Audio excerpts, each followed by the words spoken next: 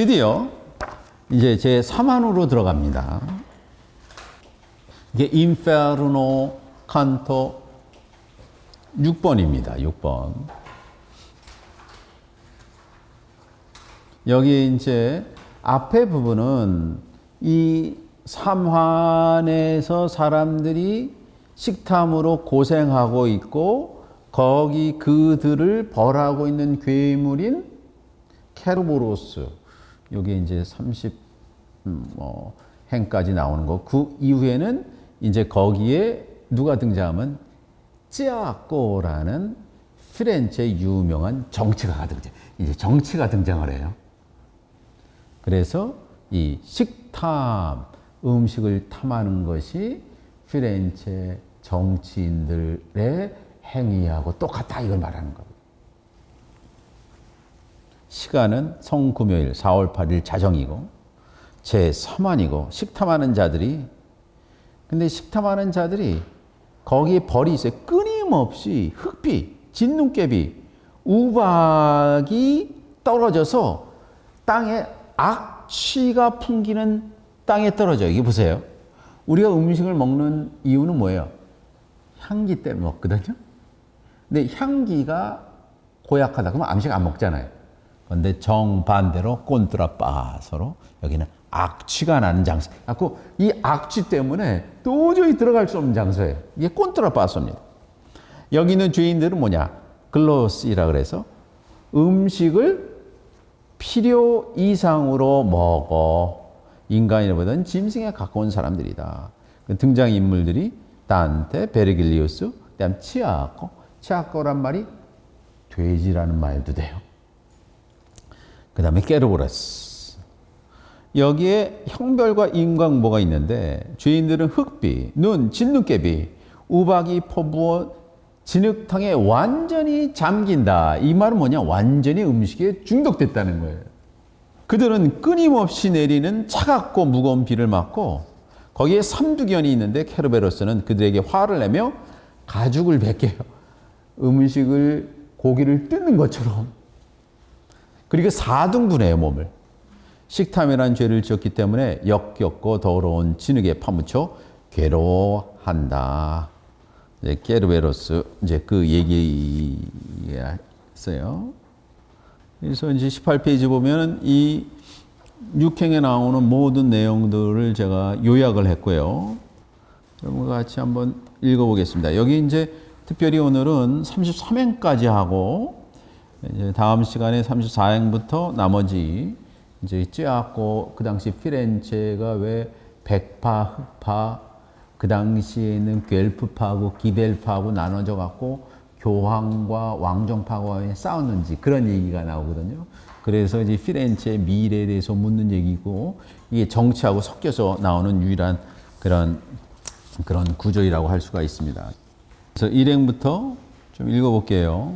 그래서 이제 2환에서 이제 3환으로 들어가는 거예요. 2환에서 3환으로 이 과정이 너무 거기 파울라 프란체스카가 너무나 고생하고 있기 때문에 기절을 해버려요. 혼절을 해버려요. 그리고 다시 이제 정신을 차려서 봤더니 새로운 3환으로 들어가는 거예요. 알토르날 드레멘테 케시 치우세 키우세 디난시 알라 피에타 디 두에 거냐티 케디 트레스티치야 뚜토미 콤퓨세. 보세요. 알토르나 델라멘테, 마음이 돌아왔어요. 케시 시우세 디난시, 이 두 명의 친척들을 보고 피에타, 슬픔에 잠겨서 정신이 돌았던, 애통에서 정신이 다쳤던 정신이 다시 돌아왔다. 그러니까 기절해갖고 다시 돌아왔다는 거예요. 왜냐하면 그 심술궂고 악의에 찬 슬픔이 나를 완전히 혼동스럽게 만들었기 때문이다.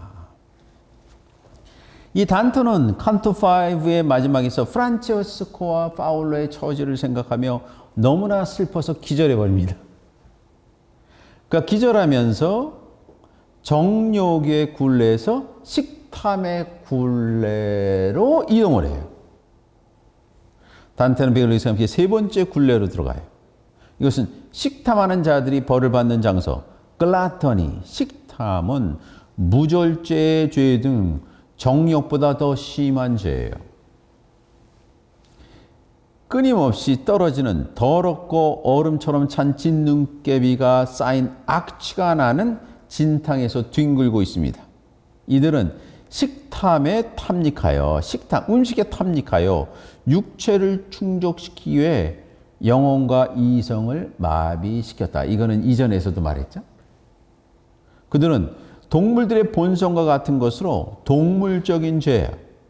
식탐은 물론 다른 무절제의 죄와 마찬가지로 욕망 때문에 이성이 마비된 것인데 욕망은 항상 배고픈 식욕과 같았다 이거예요. 그래서 그런 거기 있는 그림자들은 개처럼 울부짖습니다. 이성 없이 배고프다는 욕망이다. 첫째 삼행영구, 이건 이제 트리플렛이라고 삼행이 기능하거든. 단테 베르기스탄에서 이완과는 다릅니다. 이들은 이완에서 거기 이미 기절했고 이제 사만으로 들어온 거예요. 그래서 그 이행에 등장하는 뚜의 꼬냐띠가 무슨 뜻이냐면 친척이라는 거거든요. 그러니까 이전에 있었던 정욕의 죄를 지은 사람들이 금기시하는 그런 죄를 범했는데 꼬냐띠라는 것이 친척이면서 가족이라는 거예요. 파울라 프란체스카가 파울로가 시동생이었거든.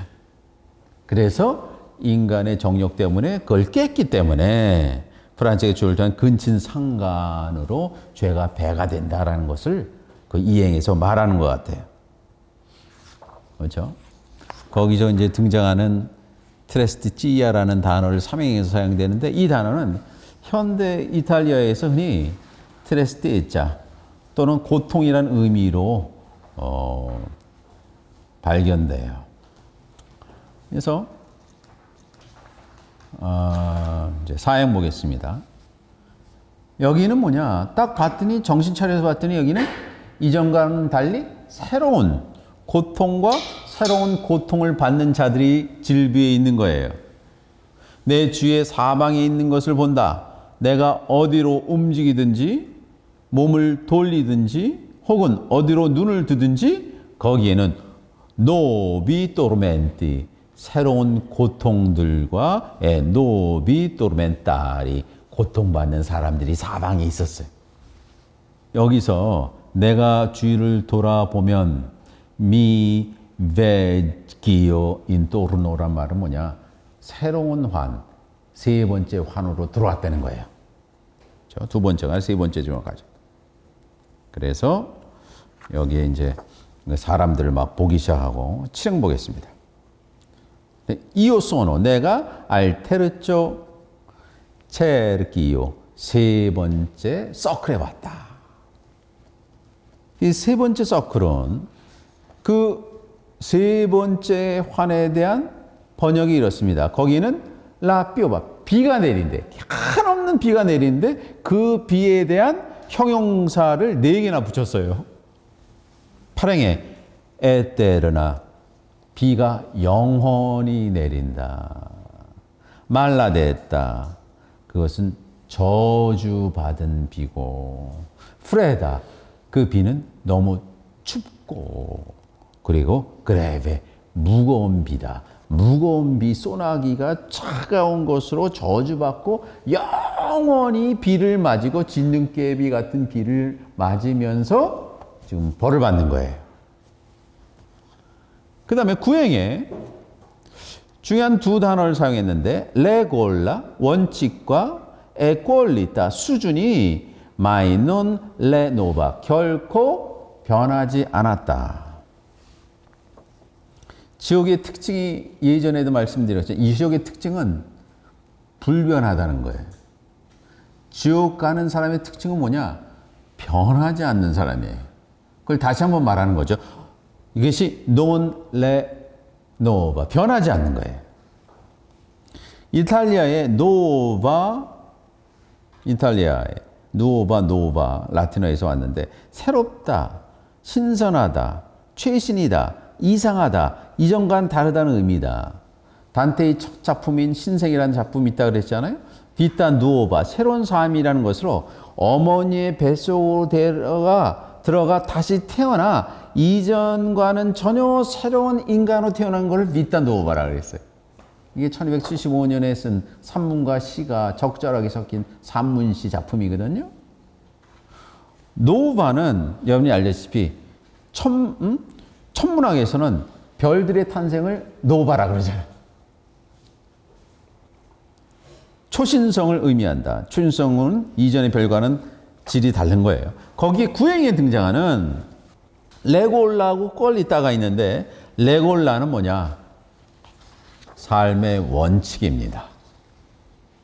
이 사람들은 변함이 없는데 지상에서 하던 삶의 원칙을 변화시키지 않고 똑같이 지옥에서도 반복하는 거예요.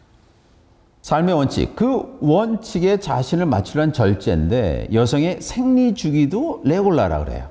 지옥은 자신이 습관이 되어버린 과거의 원칙에 탐닉하여 그것이 삶의 규칙이 된 거예요. 꼴리따 보겠어요. 꼴리따. 어떤 사람이 이게 수준이에요. 수준. 어떤 사람의 몸가짐, 말가짐, 그리고 행동가짐을 통해 풍기는 그 사람의 수준입니다. 수준은 그 사람의 원칙에 달려 있는데 자신이 과거를 의도적으로 배설하여 수련을 하지 않는다면, 이게 배설이라는 단어를 제가 쓴 거는 배설이라는 단어가 이 까타르시스예요. 까타르시스. 정기적으로 수련하여서 그거를 제거하지 않는다면 그 사람의 수준은 항상 레골라 꼴리다, 그 수준이다는 거예요. 지옥은 규칙과 수준이 변화가 없는 장소다 이거예요. 만일 내가 어제 안주하고 과거를 그리한다면 나는 이미 지옥에 있는 것이다. 지옥과 같은 사람은 고리타분 규칙을 운운하며 한순한 수준의 인간이 고리타분한 거거든요. 식탐하는 자는 어제 먹었던 것을 또는 배부른 대로 계속 원하는 거예요.